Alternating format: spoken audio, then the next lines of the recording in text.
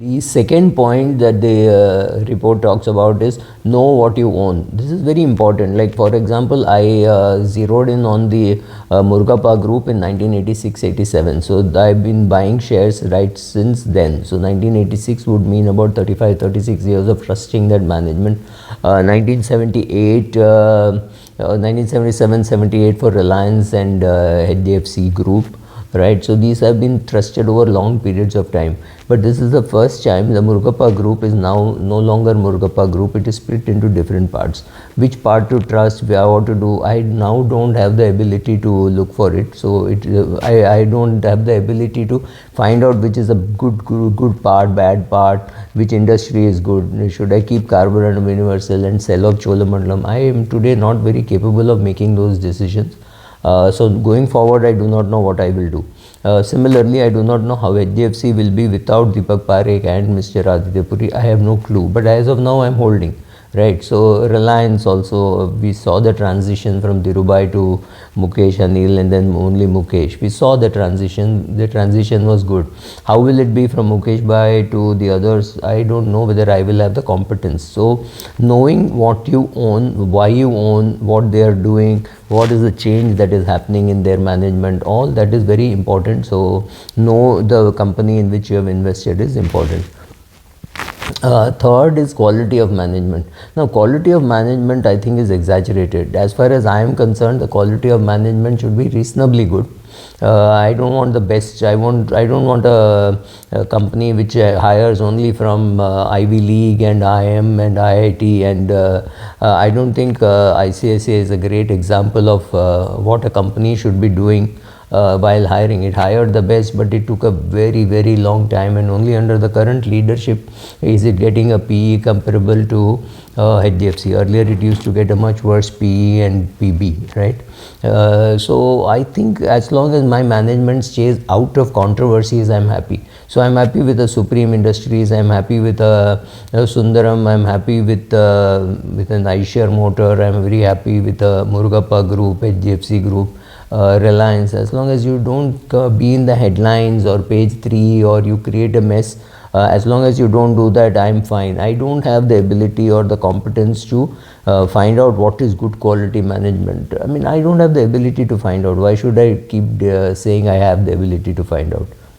Morgan Stanley also says that it has benchmarks, and it also tells us that benchmarks are not always useful, which is completely right, because if you hug the benchmark, you will get benchmark performance. If you try to get away from the benchmark, you could get alpha, but you could also make a loss. So I personally, in my own investment, which is what I'm talking about, I don't even have benchmarks. I'm happy with the growth that is happening because my dividend income is more than my household expenses. So I really don't have too much. I don't measure too much, which is not very good, but I keep looking once in a while at the IRR, and I'm quite happy with the IRR that I receive. But do I do a regular quarterly performance review and see what to change? No, I don't. I am a very bottom-up kind of a person, so to me it doesn't really matter. But the number of companies that I hold is much greater than what all great people suggest. People suggest 10 to 15 companies, or given my size of portfolio, I must be struggling with 50. Yes, of course, portfolio sizing is not something very easy. I'm trying to learn it over a period of time, but still I can't do very many big transactions. I have to do many small transactions, right? So I keep saying it's like my eating idli. I can eat 2 at a time, right? So if I have to eat 500 idlis, it will take me maybe 2 years. I'm not going to eat idli every day, and I'm not going to eat more than 2 every day. So it takes me a long time to eat idli. So similarly, my portfolio gets built over a longer period of time than what people would like to. I don't invest so quickly in any company. I hold on for some time, see how it is working, and then keep adding. But I keep adding up and I keep adding down, depending on the conviction that I have in the management. So one thing which he says is risk management should be absolute, not relative. First of all, risk management is the most important thing you do. Like Nimish Shah of ICICI Prudential says, I run ICICI Prudential risk management. Fund management is incidental to it. Completely right. You are here to make sure that you do not lose money, right? You do not lose money in a big way. So you take a bet on some company and hold on for a long period of time, and you keep adding. Right now I have 2 companies in which I have a 10-year view, and I'm going to add some shares every month. They are right now building market share. They don't have profitability. They are in bad shape as far as the P&L is concerned, but that does not matter to me. I am happy building my portfolio with them, and that is my risk management, because overall I've kept a limit of X amount which I'll put in these companies and keep seeing what is my IRR, but I will look at my IRR only after 5-6 years. Right now there can't be any IRR, though I am still in the green in both. The returns are not too great, but I am happy building my portfolio in those two companies. So risk management. Morgan Stanley also says that what you do not own is just as important as what you own. I completely agree, because within my limitations and within my understanding, certain companies which are not good for the country or not good for the world are something which I don't own. Now India does not have any arms and ammunition manufacturer, not in a big way at least. But I own shares of Hindustan Aeronautics, right? Hindustan Aeronautics, technically speaking, is an airplane manufacturer. In fact, for people who do not know, it was started by Walchand Hirachand. So we keep talking of J.R.D. Tata as the father of civil aviation, but the father of aviation manufacturing in India is Walchand Hirachand.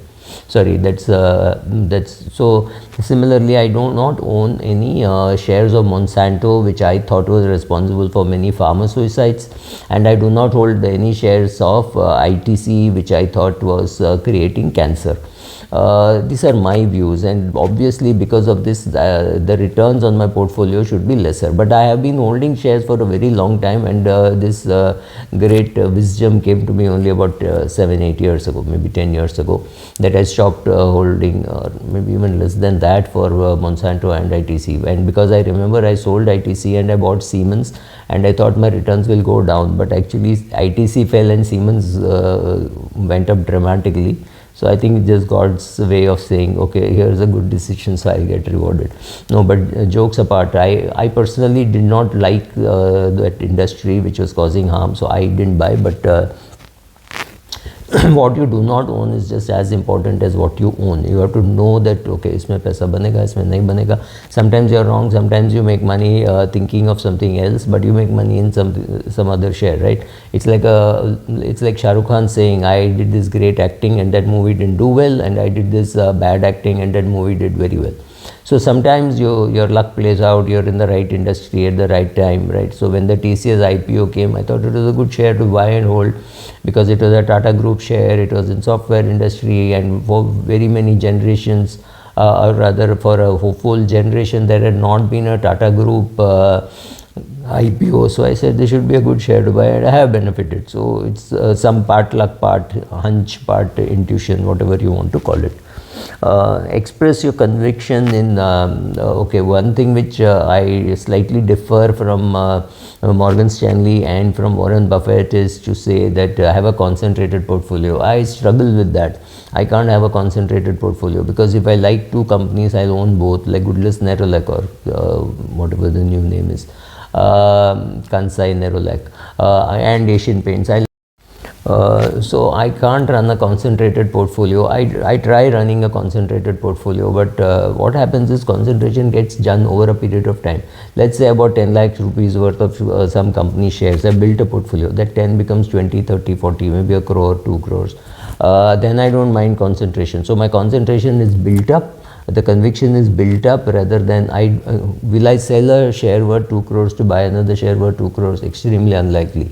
My transaction sizes are much smaller, but my portfolio gets built to more than 2 crores. That is a different thing. So how I handle risk is that way. I'm not even saying it is right, because I learned portfolio sizing from Naren, and therefore I started doing bigger transactions. But it will still take me a long time to build a 2 crore portfolio. It's not one single transaction. It will be 5 lakhs, 2 lakhs, 7 lakhs, 10 lakhs. Oh, the market has fallen, another 5 lakhs. So similarly, my 2 crore portfolio will get built, plus there is appreciation. But will I ever be able to run a concentrated portfolio? Not in this birth, for sure. I might get more and more risk averse, so I will get more and more diversified rather than creating a concentrated portfolio. I can't. So one very important thing which Morgan Stanley says, it says in number 8, I would have put it number 1, is valuation matters. To me, that's very important. Like, I find some very good companies but at very bad values, and I know I can wait it out. I'm not in a hurry to buy it. I said, well, this is a good company, so I should buy it. But it also happens sometimes that I miss out because of 5-10 rupees, and then I regret. So I don't have a value. Like, I will not say I will buy the share at 115. I will say anything from 105 to 125 is okay with me. If it is available at 125, so be it. I'll buy it. I won't add too much. But if it comes down to 105, I will buy more of it. Right, so I do that. So valuation is important, and I would have perhaps put it much higher. But yes, valuation, you wait for the right value to come, or you pick up some other company in the same industry, or you say, okay, I don't believe this valuation is right, but I will still put some money into it, saying, what if I am wrong? To me, that question which I keep asking is, what if I am wrong? So I speak to analysts to know what is the mistake I am making, and believe me, I make huge number of mistakes. So that you get to know only when you talk to the analyst who is handling the company on the day-to-day basis, and you realize how wrong you were about valuation. But yes, valuation is important. They also say that maintain a long-term view. That is something which has always worked for me, because I have a long-term portfolio on which I can do delivery-based trading. I can buy some more shares, I can sell, I can take positions on both sides, because I hold, let's say I hold 30,000 shares of a company. I can take a 500 on call position and a 500 put position. Because I have 30,000 shares, I can take a position of 500 in the long and in the short, because if I do sell it off, it's okay, because it will come to 29,500, and if I buy, it's okay, I have money to take delivery. So I use my portfolio to do delivery based trading. So yes, I have a long term view on the portfolio, and I may do transactions of only 500. So 500, 500, 500, I may sell at 3 prices. Let's say I think it is overvalued at 110. So I'll sell it at 110, I'll sell it at 115, and sell it at 120. At 120, I'll stop, because what if I am wrong? And the market is trying to tell me something, saying, idiot, 110 is not overvalued. See, at 120 there are still buyers, and 125 there are still buyers. Then I'll hold on. So at worst, I could have got rid of 1500 shares out of 30,000. So that's perfectly all right. Similarly, instead of 30,000, I may be holding 35,000. I may have bought a little more. Then if my portfolio size has increased, I will use it as a sizing opportunity. Or if I get a chance that I buy the share at 642 and it becomes 712 within a day or two, I'll trade out also. I know the market will come back to this price, so I do that. So long term view, yes, but a short term trading position also. Morgan Stanley also says, remain curious. That is bound to happen. You will remain curious, because I keep reading Ashwath Damodaran, and Ashwath Damodaran's recommended 47 rupees is when I entered Zomato. I bought, sold, I did everything. I'm still in the green. And I have not bought Paytm, though, even though Ashwath said it is a good buy at 2000. I just didn't believe that. After the introduction of Beam, I did not believe the Paytm model is going to work too well. I still have no view on that, but it forces me to take a view on everything, and saying I will look at everything and then decide not to buy. So I did not buy Paytm, which means it's a positive decision of having seen and decided not to buy. It is not as though I didn't see. Nykaa I saw, I didn't understand the model, I didn't buy. Paytm, I didn't like the model, so I didn't buy. Zomato I have bought, but at prices which Ashwath Damodaran said, and then I saw a jump, I sold, I bought, I sold. So I'm in the green, and I'm happy building a portfolio. Similarly, Indigo, I bought, sold, and I still hold a portfolio where I am in the green. So some of these things you keep doing, you keep remaining curious, and at some stage I'll stop doing that and put in an index fund.